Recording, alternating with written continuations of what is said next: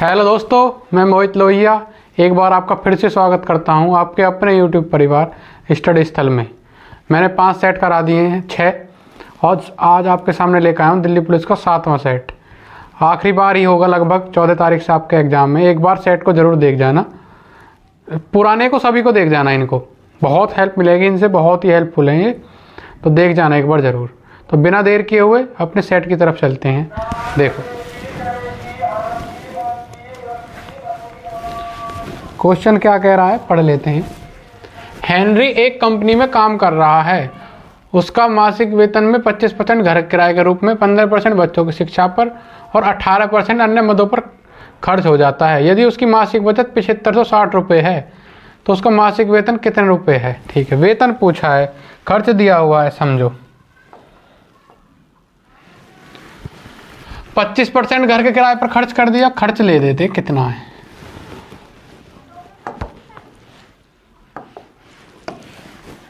देखो हम देख लेते हैं खर्च कितना है। 25% एक बार प्लस 15 एक बार प्लस 18% एक बार, ये टोटल खर्च हो गया 25 15 40 और 18 58, यानी खर्च जो हो गया है, खर्च 58% हो गया। खर्च कितना हो गया जी? 58। तो बचा कितना? 42। बचत आपकी कितनी बची 100 में से? अगर 100 आए हैं तो 42%, और 42 की वैल्यू दी हुई है 7560। भाई 42% है 7560, तो आय आपकी 100% की वैल्यू कितनी? 100 की गुणा कर देंगे यहीं, ठीक है। 7 6 42, 7 एकम 7 ना देंगे, 7 8 56 गुणा 100, 6 से 18, तो 18 गुणा 1000, 18000। 18000 कितनी आय उसकी भाई? 18000।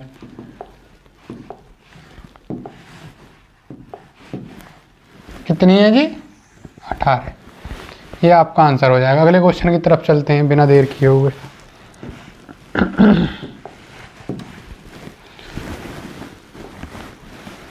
एक दुकानदार अपनी वस्तुओं पर क्रय मूल्य से 32% अधिक अंकित करता है। वह वस्तुओं के अंकित मूल्य पर 3/5 वस्तुओं को, यानी 3/5 वस्तुओं को अंकित मूल्य पर, 1/5 वस्तुओं को अंकित मूल्य पर 20% की छूट देते हुए और शेष वस्तुओं को अंकित मूल्य पर 40% की छूट देते हुए बेचता है। उसका लाभ या हानि % बताओ।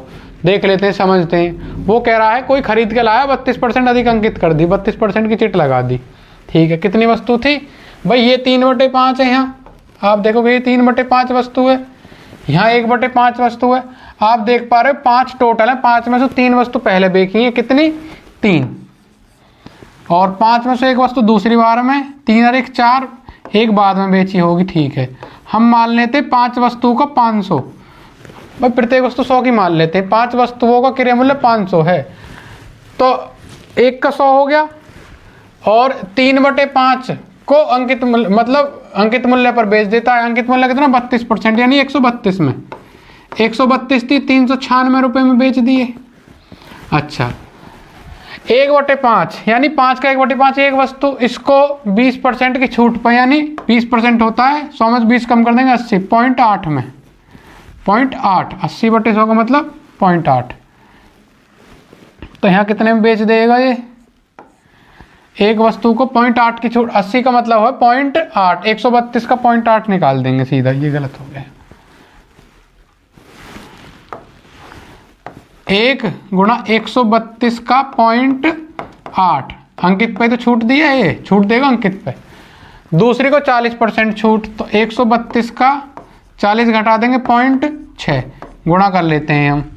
8 दूनी 16 और 13 8 104 105, 105.6, यहाँ गुणा कर लेते हैं, कितना जाएगा? नीचे लिख लूँगा, नीचे लिख लेते हैं। 6 दूनी 12, 13 6 78 79, 79.2। आप जोड़ो कितना बैठेगा ये? 6 और 2 8, भाई 6 और 2 8 पॉइंट के बाद 6 5 11, हाँ 6 5 11 9 20, 0 9 7 16 और 2 18, 3 और 1 4 और 1 5, 580.5 रुपये टोटल विक्री होगा, टोटल विक्री है। तो खरीदी कितने की थी? 500 की खरीदी थी जी, 580.8 की। एक बार और जोड़ लेते हैं, 80.8 ही बैठेगा शायद। 6 2 8 9 5 14 और 6 18 और 2 20, ठीक है। 9 7 16 2 18 3 1 4 1 5, 80.8 का लाभ है, 80.8 का। किस पे? 500 पे। क्या परसेंट है? गुणा कर देंगे 100 की, 2 0 से 2 0 खत्म, 16 पंजे 80, पॉइंट की जगह पॉइंट, 5 1 5 16.16% लाभ, 16.16% का आपका प्रॉफिट हो जाएगा। आपने देखा 3 वस्तु अंकित मूल्य पर 32% अधिक, 100 से 32% अधिक, क्यों? प्रत्येक हमने 100 की मानी है, तो कितने हो जाएंगे? 132। तो 132 थी 396, एक वस्तु पे 132 में ना बेच के 20% छूट दिए तो 0.8 आ जाएगा। 132 का 0.8 कितना हो जाएगा? 105.6 में बेचिए। ये एक वस्तु और बची, इस पे 40% छूट दिए, 100 में 40 घटा देंगे 60, 60/100 का मतलब 0.6, 132 गुणा 0.6 79.2। टोटल आपने ऐड किया तो 580.8 हम बेची हैं सारी। खरीदी कितने में थी? 500 में। तो लाभ कितना होगा? 16.16। अगले क्वेश्चन की तरफ चलते हैं। ए और बी एक साथ मिलकर किसी काम को 10 दिन में, बी और सी 15 दिन में, सी और ए 20 दिन में, तो सी अकेला उसी काम कितने दिन में? समझते हैं। अभी बताया शोभित सर ने, फिर भी मैं बता देता हूं आपको। ए प्लस बी कितने दिन में? 10, बी प्लस सी 15, सी प्लस ए 20। तो भाई टोटल वर्क कितना है? यहां से आप देखोगे 60 है जी, जो इन सब से कट जाए वही टोटल वर्क। 10 छिक्का 60, 15 चौका 60, 20 तिया 60। ए और बी डेली 6 काम करें, बी और सी 4 और सी और ए 3। तो हम ए बी सी की निकालने लगे वैल्यू, ए बी सी की कैपेसिटी डेली का काम। तो आप देखोगे, इनको जोड़ लो, 6 4 10 3 13, 13/2। ये तीनों की क्षमता आ जाएगी, ए की भी, बी की भी और सी की भी। कितनी आ जाएगी? 6.5। तीनों कैपेसिटी 6.5 है। इसमें से सी की चाहिए हमें, तो ए बी की घटानी पड़ेगी, ए बी की। ए बी ये रहे, यानी 6 घटाना है आपको। जब 6.5 में 6 घटाएंगे तो 0.5 बचेगी। सी की क्षमता 0.5 है, 0.5 का भाग देंगे तो ऊपर एक 0 बढ़ जाएगी। कितनी बार? 120, 120। 120 दिन में करेगा सी अकेला। फिर समझ लेते हैं, ए प्लस बी 10 दिन, बी प्लस सी 15 दिन, सी प्लस ए 20। टोटल वर्क हो गया 60। 10 छिक्का 60, 15 चौका 60, 20 तिया 60। तीनों की कैपेसिटी अलग अलग आ गई, 6 4 3, ए बी की 6, बी सी की 4, सी ए की 3।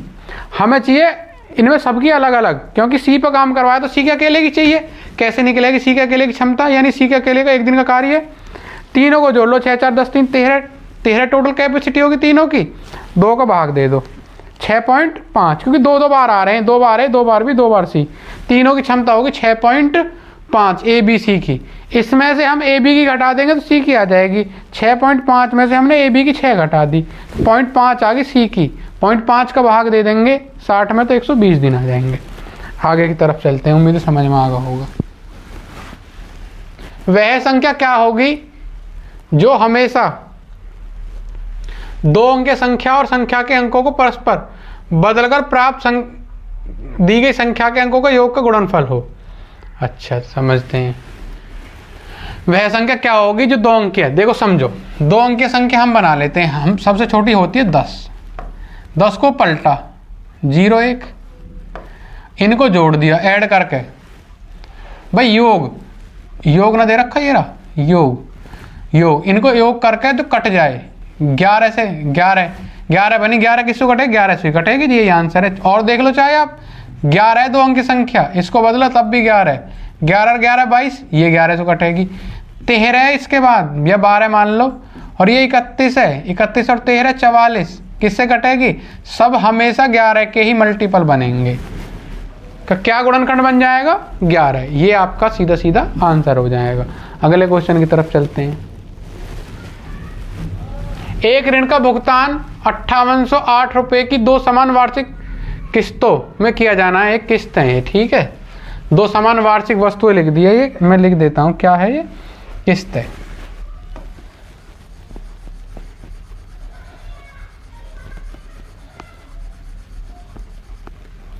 वार्षिक किस्त क्या है जी, ये किस्त।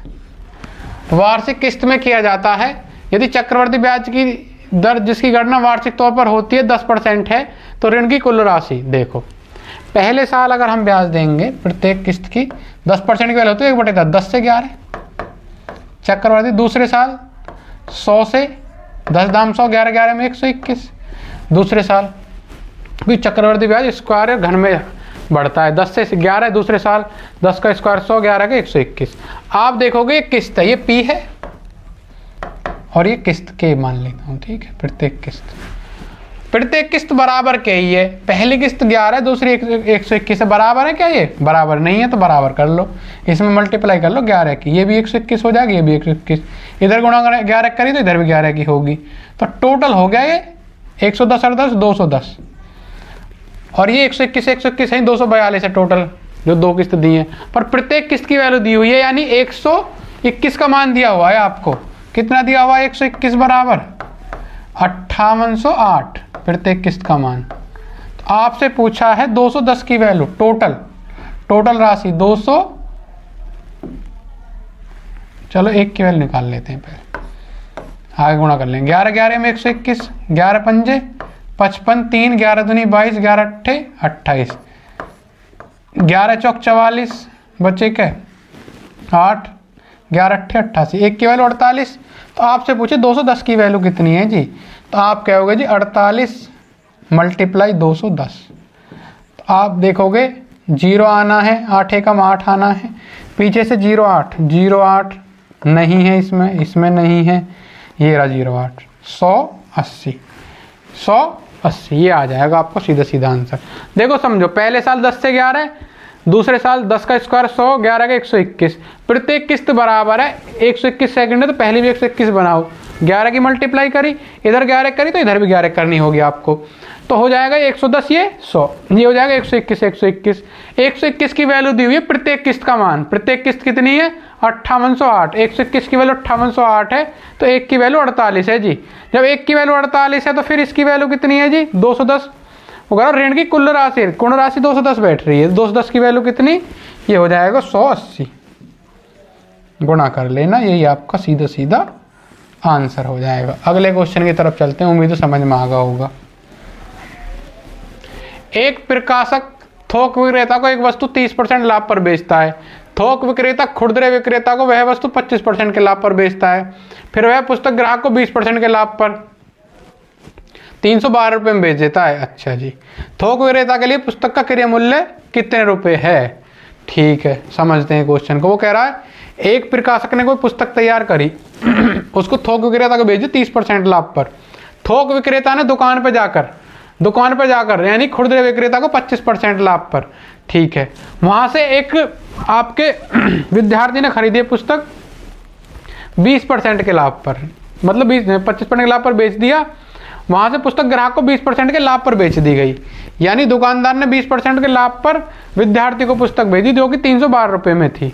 समझते हैं क्वेश्चन को। हम मान ले प्रकाशक ने पुस्तक A रुपये में तैयार करी, ए में, और इसको 30% लाभ यानी 130/100 में बेच दिया।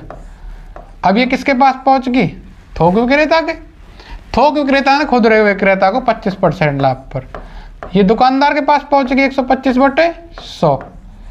इसके बाद इसने भी इस पे कितना लाभ कमाया ग्राहक को देते समय 20%, 120/100, और बराबर कितने में बेची है ये 312। यहाँ तक की कहानी आपको समझ में आ गई। इस तरह बढ़ते बढ़ते लास्ट में ये 312 में बिकी है, बढ़ते बढ़ते। तो यहाँ कितने में तैयार हुई थी, एक की वैल्यू हम आपको निकाल देते हैं, ठीक है। 0 से 0 खत्म, 25 पंजे 125, 25 चौका 100, 20 छिक्का 120, 20 पंजे 100,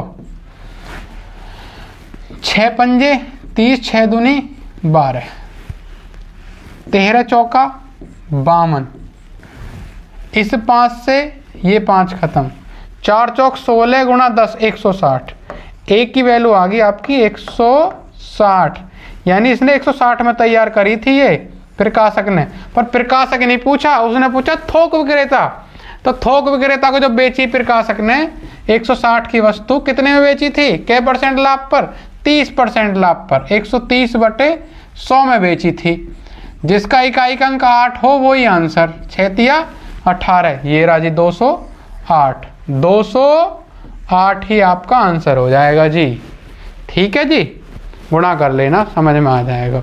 अगले क्वेश्चन की तरफ चलते हैं, उम्मीद है समझ में आ रहा होगा। 6060 रुपए को ए सी के बीच इस प्रकार बांटा गया कि ए बी और सी होंगे शायद। ए के हिस्से में से 15, बी के हिस्से में से 20 और सी के हिस्से में से 25।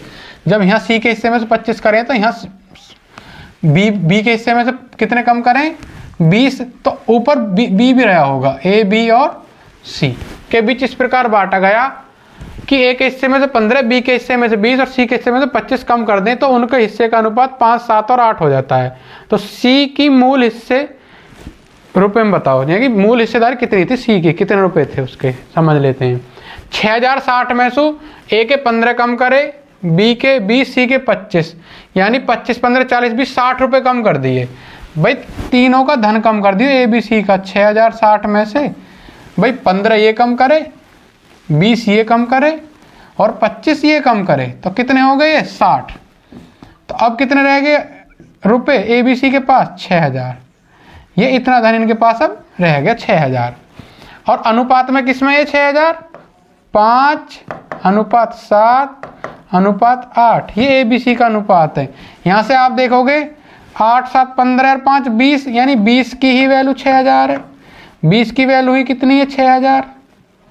तो एक की वैल्यू कितनी हो जाएगी, 20 या 60, 300। तो सी की वैल्यू कितनी हो जाएगी, 3 और 8 24, कि सी के हिस्से की बात कर रहा है। तो 300 × 8 2400। अच्छा जी, सी का अब 2400 रुपये हिस्सा। अब जो सी का हिस्सा कितना है, 2400। तो सी के में जो कितने रुपए कम करे थे जी, आप क्या हो, 25 कम करे, तो 25 और ऐड कर दो मूल हिस्सेदारी में। तो 2400 में जब आप 25 ऐड करोगे तो कितना हो जाएगा, 2425 रुपये जी सी के। कितने, 2425। ये रहा आपका बी ऑप्शन, 2425। उम्मीद है समझ में आ गया होगा, आसानी क्वेश्चन था। ठीक है, 2010-11 में एक SI की वैकेंसी आई थी, उसमें आया था ये क्वेश्चन इस प्रकार का, दिल्ली पुलिस में भी आया था। ये अनुपात में आता है था इस प्रकार का सवाल। एक गाय 20.5 मीटर लंबे भुजा होएगा, ये भी बेवकूफ ने क्या करा, भुजा वाले एक वर्गाकार घास के मैदान में कोने पे खूंटे से बंधी है, यानी एक वर्गाकार घास का मैदान है, खूंटे पे गाय बंधी है कोने में एक में। ठीक है, रस्सी की लंबाई 10.5 है, जिससे बंधी हुई है गाय उसकी लंबाई कितनी है, 10.5। घास के मैदान के उस भाग का क्षेत्रफल कितना होगा जिसमें गाय घास नहीं चढ़ सकती, यानी कि जहां जहां घास नहीं चढ़ सकती उसका क्षेत्रफल पूछा है। पहले तो पूरे वर्ग का क्षेत्रफल निकाल लो। वर्ग का क्षेत्रफल क्या होता है, वर्ग का क्षेत्रफल या एरिया, ए स्क्वायर होता है भुजा का वर्ग। तो जब आप भुजा का वर्ग करोगे, कितनी है भुजा, 20.5 का वर्ग करोगे तो कितना आ जाएगा, 5 का वर्ग 25।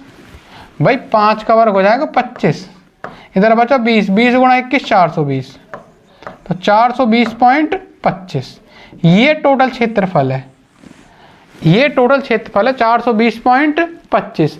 अब इसमें से आपको क्या करना है, इसमें से आपको जितना घास चढ़ सकती है वो घटा देना है। ठीक है, क्योंकि जो गाय नहीं चढ़ सकती उसका क्षेत्रफल पूछा, जिसमें गाय घास चढ़ सकती है वो घटा देंगे। कैसे, इसका क्षेत्रफल निकालो, इसमें गाय घास चढ़ सकती है, इस प्रकार की कंडीशन होगी।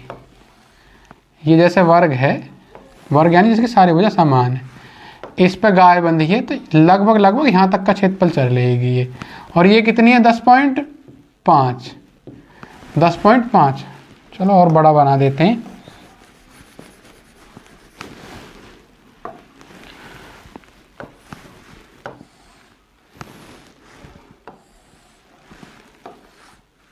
इसकी लंबाई है 10.5, लगभग इतना भाग, यानी एक भाग पूरा चारों कोने में से एक कोने पे है ये। ठीक है, निकाल लेते हैं कितना एरिया है। पाई आर स्क्वायर थीटा बटे 360। ठीक है, पूरा 360 है, इसमें से ये लगभग 90 90 90 90 90। ठीक है, अब पाई का मान 22/7 गुणा आर कितना है 10.5 गुणा 10.5 गुणा थीटा कितना है 90 अपॉन 360। अब काटते हैं, 7 से कितनी बार 1.5 बार, 9 से कितनी बार 4 बार, 9 चौक 36। ठीक है, अब ये हो जाएगा 105 गुणा 105 गुणा कर लेते हैं 22 गुणा 15 पंजे 75 हासिल 7 7 जोगा तो 15 एकम 15 157.5 बटे में आपका आ जाएगा 4।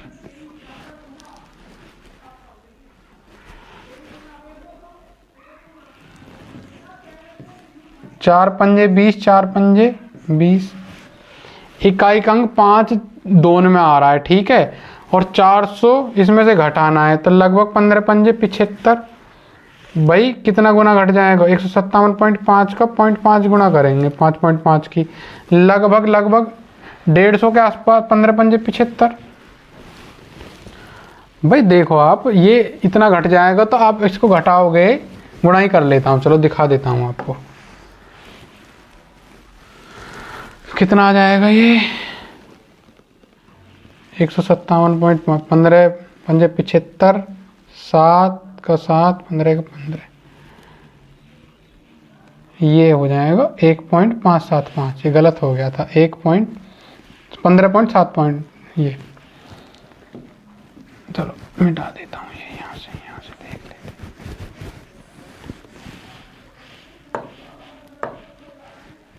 7 से 1.5 बार, ये 90 से 4 बार, और ये हो जाएगा 22 गुणा 15 पंजे 75 हासिल 7 15 धाम 150 7 157 15.75।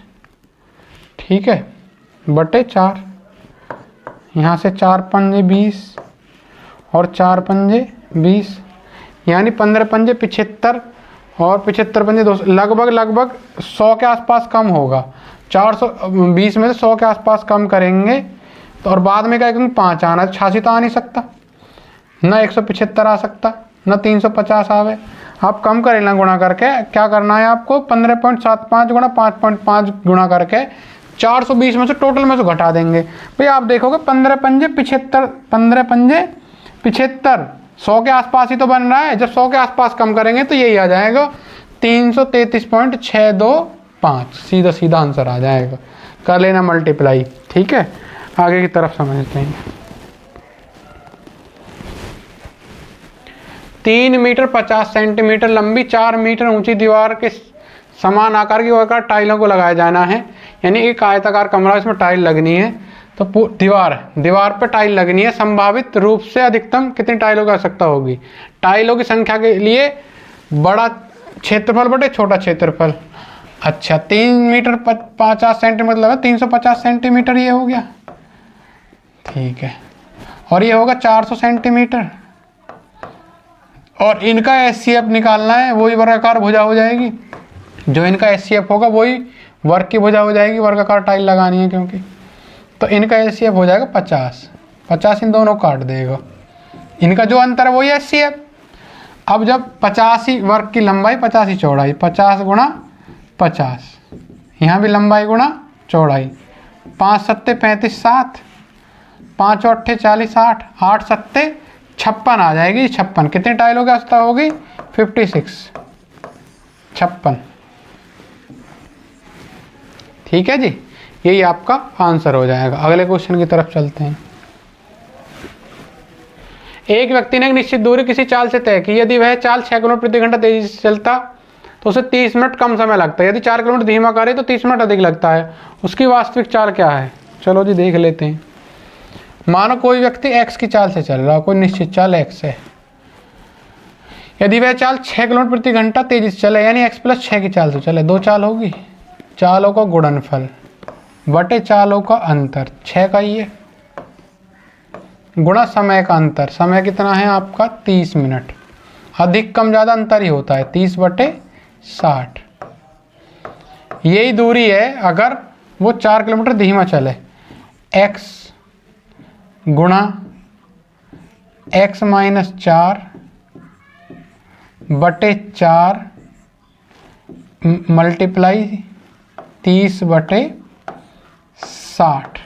ठीक है जी। अब आप देखोगे दूरी बराबर है, यहाँ से x की वैल्यू आपको निकालनी है, इस x से इस x को काट देते हैं हम। ठीक है जी। 30/60 से 30/60 दोनों तरफ खत्म, 2 तिया 6, 2 दूनी 4, 2x + 12, ये होगा 2x + 12 बराबर 3x - 4 तिया 12। तो x बराबर 12 और 12 कितना हो गया 24, और x क्या है चाल 24 किलोमीटर प्रति घंटा आ जाएगी। ये रहा सी ऑप्शन। अगर आप दूरी निकालोगे तो यहाँ x की वैल्यू किधर भी रख देना, दोनों तरफ में से किधर भी x की वैल्यू रख देना, दूरी आ जाएगी। आप देखोगे एक फॉर्मूला होता है, चालों का गुणनफल बटे चालों का अंतर गुणा समय का अंतर। x गुणा x + 6/6, x + 6 क्यों 6 किलोमीटर तेजी से चला, x तो थी, x + 6 की चाल से चला, चालों का अंतर 6, कितने मिनट कम लगे 30 मिनट, 30/60। चाल बढ़ाएगा तो समय कम लगेगा, चाल कम करेगा तो समय ज़्यादा लगेगा, अधिक लगेगा। x थी, चाल कम कर दी, x - 4, चालों का अंतर 4, 30 मिनट अधिक लगे 30/60। बाकी आप काट कोट लेंगे, आंसर आ जाएगा x बराबर 24। 9 सेंटीमीटर त्रिज्या वाली कांच की एक ठोस गोलाकार गेंद को पिघलाकर 3 मिलीमीटर त्रिज्या वाली कांच की छोटी छोटी गेंदें बनाई जाती हैं, तो बनी हुई छोटी गेंदों की संख्या कितनी होगी।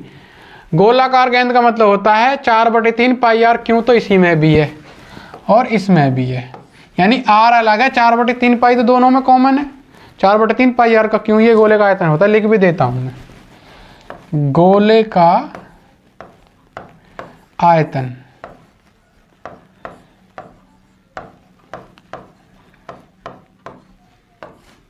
बराबर 4/3 πr की क्यों। गोलाकार गेंद नीचे बनी है, ठीक है, ऊपर तो है ही, तो 4/3 पाई तो दोनों में ही कॉमन है। अच्छा, अब r की बात करें हम, r 9 सेंटीमीटर त्रिज्या वाली है, नीचे 3 मिलीमीटर है, दोनों चीजें एक सी बनाओ तो आप देखोगे 1 सेंटीमीटर में कितने मिलीमीटर होते हैं 10, भाई 1 सेंटीमीटर बराबर 10 मिलीमीटर, तो ये कितना हो जाएगा 90 मिलीमीटर। 90 गुणा 90 r की 3 गुणा 90, ये मिलीमीटर, नीचे मिलीमीटर है ही, तो 3 गुणा 3 गुणा 3, यानी आप बड़े आयतन में छोटे आयतन का भाग दे देंगे तो बनी हुई गेंदों की संख्या आ जाएगी। जैसे टाइलों की संख्या निकालते हैं तो 30 से कितनी बार, 3 से 30 बार, इस 3 से भी 30 बार और इस 3 से भी 30 बार। 3 तिया 9 तिया 27 के आगे 3 0, ये रहा जी ऑप्शन डी, 3 तिया 9 तिया 27। आपने क्या करा, 1 सेंटीमीटर बराबर 10 मिलीमीटर, तो 9 में 10 की गुणा कर दी, ये मिलीमीटर में बदल लिया, 90 90 90, 4/3 पाई कॉमन था ही, बड़े आयतन में छोटे का भाग दे देंगे तो संख्या आ जाएगी गेंदों की। ठीक है, अगले क्वेश्चन की तरफ चलते हैं।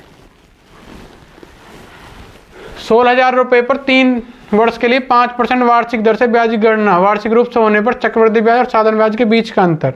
16,000 का हम पहले साधारण ब्याज निकाल लेते हैं, कितना बैठेगा देखो समझो। 16,000 का 5% 1/20 होता है, तो 20 अट्ठे 160, 800, 2 साल में 800 और 800, 3 साल सॉरी, फिर 800 तीसरी साल। ये तो साधारण है, हर साल बराबर बराबर मिलेगा, 800 16,000 पे 1/20। जो पहले साल के 800 आए इन पे भी तो ब्याज मिलेगा कितना, 1/20, तो 800 का 1/20 40, 800 का 1/20 निकालोगे 40 हो जाएगा। 2 साल तक कुल ब्याज के आपके पास हो गए 1640। जब 1640 का 1/20 निकालोगे तो कितना आ जाएगा भाई? 1640 का 1/20 निकाल देते हैं। 2 8 16, 2 82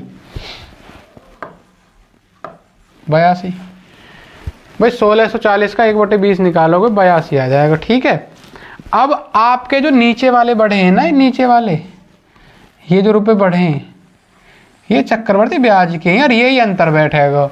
82 और 40 122 रुपये, 122 यही आपका अंतर है साधारण ब्याज और चक्रवर्ती ब्याज का। आपने क्या करा, पहले 16,000 पर साधारण ब्याज निकाला 1/20 से 5% मतलब 1/20, 800 3 साल तक। पहली साल के 800 आए, इन पे 1/20 निकाला, कितना आ जाएगा देखो।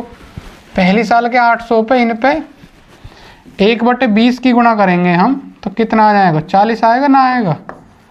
20 चौक 80 40, तो 40 ये मिले। अब 2 साल तक हो गए कितने? 800 800 1640, यहाँ 1640 हो गए 2 साल तक। 1640 पे 1/20 निकालोगे तो कितना आ जाएगा? 0 0 2 8 16 2 दूनी 4, 82 मैंने लिखा है। ठीक है, ये इस तरह आप कर सकते हो। अगले क्वेश्चन की तरफ चलते हैं। ये मन में करने की आवश्यकता है, इसे करने की ज़रूरत नहीं। लो मैं इसे मिटा भी देता हूँ, समझाने के लिए लिख दिया था। लो ठीक है, आगे निम्न में कौन सी भिन्न संख्या सबसे बड़ी है देख लेते हैं। पॉइंटों में काट लेते हैं इसको। 11 पंजे 55, 5 बचे, 11 50 हो गया। 11 भाई 5 बचे, पॉइंट लगे 0 वाले, 11 चौक 44, पॉइंट लगा के 0 बढ़ा ली। 18 7 126, बचे कितने? 4, 40 18 दूनी 36, ये पॉइंट लगा लिया। 22 7 122, छिक्का 132, 18 बचे 180 और 22 8 176, 36 पंजे 180, 10 बचे 100 हो गया। 36 दूनी 72, 36 तो 108 हो जाएगा। ये 33 से 25 बार कितनी बार कटेगा? 33 7 231, बचे कितने भाई? 19 बचे, 190 हो गया और 33 पंजे 165, 165.75। अब बताओ सबसे बड़ी भिन्न कौन सी है? 0.54, 0.72, 0.68, 0.52, 0.75 यानी 25/33। ये आपका सीधा सीधा आंसर हो जाएगा। पॉइंट के 2 अंक तक भाग देता चले जाएंगे, पता चल जाएगा कौन सी भिन्न सबसे बड़ी है, कौन सी सबसे छोटी है। अगले क्वेश्चन की तरफ चलते हैं। एक मशीन के मूल्य में प्रतिवर्ष 25% की दर से मूल्यह्रास होता है। ठीक है जी। यदि दूसरे वर्ष और तीसरे वर्ष के अंत में इसके मूल्य के बीच 24,000 रुपये का अंतर हो तो पहले वर्ष के अंत में मशीन का मूल्य कितने रुपए होगा? देखो बता दे रहा हूँ, लास्ट सवाल है। आप पहले मैं 6 सेट करा चुका हूँ, ये 7वां सेट है। इन्हीं को देख लेना क्योंकि अब समय है नहीं। मेरा मन था कि ज़्यादा से ज़्यादा कराए जाए, बीच में तबीयत थोड़ी डाउन होगी, बहुत दिन डेंगू हो गया तो बुखार में हो नहीं पाए सेट, इसके लिए असमर्थ रहे। ये जीडी में करेंगे कोशिश ज़्यादा से ज़्यादा कराने की, जीडी का नोटिफिकेशन आ गया है। अब इन्हीं को आप देख जाओगे तो हर तरह का क्वेश्चन आपको मिल जाएगा, हर टाइप का। इन 7 सेटों में हर प्रकार का सवाल मिल जाएगा, चाल समय दूरी हो, चाहे एलसीएम एचसीएफ हो, चाहे लाभ हानि हो, ठीक है, चाहे ब्याज हो, सभी का एक तरह से रिवीजन हो जाएगा। तो आप पे समय नहीं, इधर दुगनी स्पीड पकड़ कर देख सकते हो, 3 गुना स्पीड पकड़ कर देख सकते हो, दुगनी तक ही आती खैर, दुगनी पर देख सकते हो, 1.5 गुनी पे देख सकते हो। जो थोड़े कमजोर है, समझ में कम आ रहा है, वो बार बार देख सकते हो एक ही वीडियो को। ठीक है, समझा देते हैं क्वेश्चन को। वो करा मशीन का मूल्य, हम मान लें शुरू में 100 रुपये जी, 100 प्रतिवर्ष 25% की दर से मूल्यह्रास हो गया, दूसरे साल लगे 75। ठीक है जी। तीसरे साल 75 का भी 25% कम यानी 1/4, और 75 का अगर 1/4 निकालेंगे तो 18.75 आ जाएगा। फिर 75 और 1/4, 18 चौक 72, 3 4 7 28, 4 पंजे 20, 18.75 और कम हो गए, तो 75 में से 18.75 घटा देंगे। भाई 75 में से 18 घटाओगे तो आप सीधा सीधा कितना आ जाएगा भाई, 15 में 60 घटा देंगे 7, और 6 में से 1 घटा देंगे 5, यानी 57, और 57 में से भी 0.75 कम करें 56.25 आ जाएगा। ये कितना आ जाएगा 56.25। इसमें 18.75 जोड़ोगे तो 18.75 जोड़ोगे 75 हो जाएगा। अच्छा, अब इनका अंतर दिया हुआ है, कितना दिया हुआ है आप देखोगे, ये 18.75 तो कम किया है हमने, 18.75 की वैल्यू दी हुई है। कितनी दी हुई है आप देखोगे 24,000 है जी। कितनी है 24,000। आपसे पूछे 100 की वैल्यू, पॉइंट हटा के इधर और 0 बढ़ा लो, 200। 25 सत्ते 175, 12 25 पंजे 125, 25 चौका 100, 25 तीन 75, फिर 25 चौका 100, तीनों अट्ठे 24, कितना हो जाएगा भाई 8 चौक 32, 32 चौक 128, ये रहो जी 32 चौक 128 और 3 0। ठीक है जी, उम्मीद है समझ में आ गया होगा। दूसरे और तीसरे साल का अंतर दिया हुआ था, वो 18.75 का अंतर है। उसकी वैल्यू दी हुई कितनी है 24,000 दी हुई है जी। तो बस उसकी वैल्यू 24,000, तो 100 की वैल्यू कितना आ जाएगा 1,28,000। ठीक है जी, उम्मीद है आपके समझ में आ गया होगा पूरा सेट। और खूब धीमे भी पढ़ाए हैं, जो तेज़ बताने के वो तेज़ भी बताए हैं। ठीक है, अब आप इन्हीं 7 सेटों को रिवाइज कर सकते हैं। और आपको वीडियो पसंद आई हो तो हमारे चैनल से जुड़ें, ज़्यादा से ज़्यादा लाइक करें, चैनल को सब्सक्राइबर करें, क्योंकि उससे ही टीचर का एक हौसला बढ़ता है कि मेहनत कर रहा है और आप जुड़ रहे हो उसके साथ। धन्यवाद।